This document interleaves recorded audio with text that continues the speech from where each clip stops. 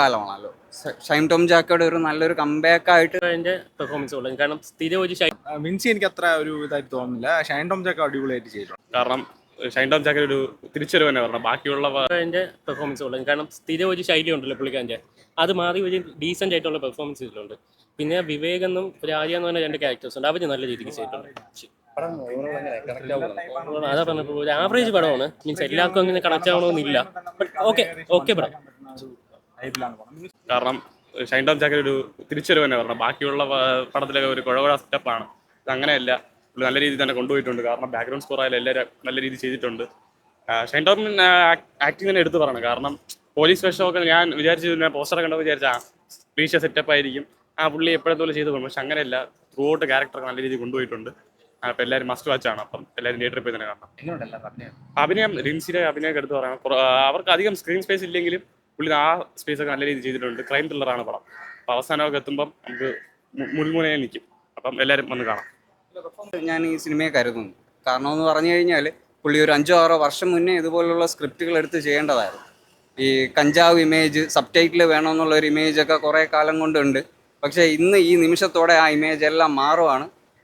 നല്ലൊരു emotional investigation thriller എന്ന് വേണമെങ്കിൽ പറയാം. നല്ലൊരു തീമാണ് ചെയ്തേക്കുന്നത്.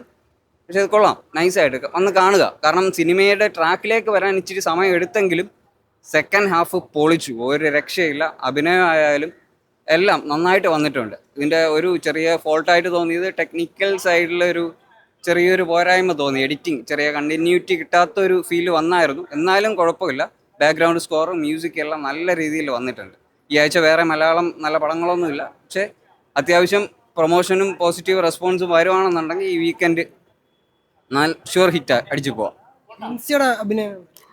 ഒരു എല്ലാവരും അഭിനയവും നന്നായിട്ടുണ്ട്. പക്ഷെ ഇതിൽ അഭിനയത്തിലല്ല, ഇതിൻ്റെ ഒരു മേക്കിംഗ് വൈസും ഇതിൻ്റെ സ്ക്രിപ്റ്റ് വൈസും നല്ല രീതിയിൽ വന്നിട്ടുണ്ട്. ഒരു പോലീസും സ്കൂൾ കുട്ടികളും അതിൻ്റെ ഇടയിൽ ഇൻവെസ്റ്റിഗേഷനും ഇങ്ങനെ ഒരു തീം ഈ അടുത്ത സമയത്തൊന്നും ഇങ്ങനെ ബ്ലെൻഡ് ചെയ്ത് വന്നൊരു തീമില്ല. പക്ഷെ നല്ല രസമുണ്ട്. പക്ഷെ തുടക്കം ഒരു സിനിമയിലെ ട്രാക്കിലേക്ക് വരാൻ ഇത്തിരി ഒരു ഡിലേ വന്നു എന്നല്ലാണ്ട് വേറെ പ്രശ്നമുള്ളതായിട്ട് തോന്നുന്നില്ല. എനിക്ക് ഇഷ്ടപ്പെട്ടു. നന്നായിട്ട് വന്നിട്ടുണ്ട്. പുള്ളിക്ക് നല്ല സ്യൂട്ട് ചെയ്യുന്നുണ്ട്. പിന്നെ ഡിഫറെൻ്റ് ആയിട്ടുള്ള, കാരണം ഷൈൻ ടോം ചാക്കോ ഇങ്ങനത്തെ റോൾ ചെയ്തിട്ടില്ലല്ലോ. അപ്പോൾ അധികം നല്ലതായിരുന്നു. വൺ ടൈം വാച്ചബിളാണ് സിനിമ.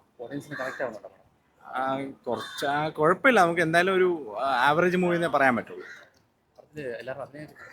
അഭിനയം കാസ്റ്റ് വളരെ കുറവാണ്. പിന്നെ കുറച്ച് പിള്ളേരുടെയും പിന്നെ ഷൈൻ ടോം ചാക്കോയും പിന്നെ വിൻസിയാണ് മെയിൻ റോളിൽ കാണിക്കുന്നത്.